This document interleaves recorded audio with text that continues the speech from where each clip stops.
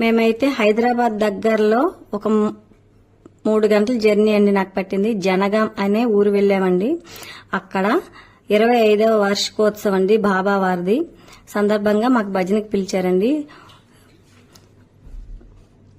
అక్కడ మాకైతే ఈ ఇల్లు ఇచ్చారండి అకామిడేషన్ గా. ఇది 80 ఏళ్ల సంవత్సరంలా ఉందండి. చుట్టూ దోలాలు, మధ్యలో వరండా, చుట్టూ రూమ్స్, మధ్యలో మండువ అంటండి.